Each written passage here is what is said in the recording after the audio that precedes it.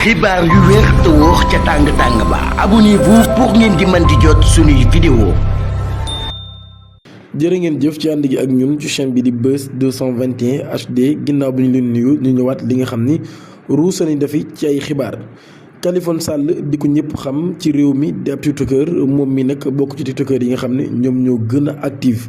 waaye ju gis ni nag lu toll ci ñetti fan a ngi nii moom Kaliphone Sall ci boppam kenn gisu ko mu wax kenn déggul ci moom dara mu nekk nag mbir moo xam ni mbir la mu doy waar lool ba tax ñi nga xam ne ñoo di internautes di poser ay questions di samp ay laaj di laaj lan moo tax moom mii di Kaliphone Sall nag jamono ji kon kenn gisu ko.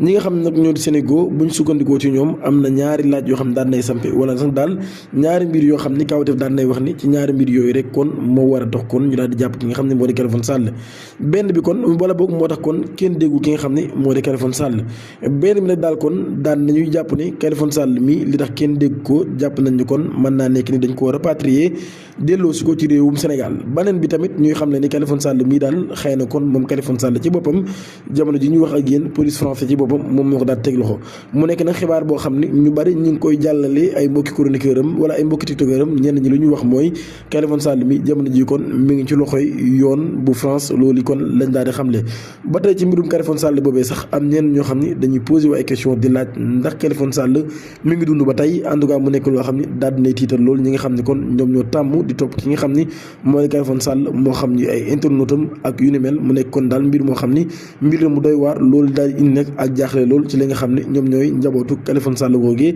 ak ñi ànd ak moom ci TikTok boobee ci loolu kon ba tey mbirum Pape Cheikh Diallo comme ni ñu ko waxee moom Pape Cheikh Diallo mii nag daal daan nañ leen di extraire ci seen cellule kon daal leen di yóbbuwaat ci ab délégation judiciaire boo xam ni daal nañ koy def ñoom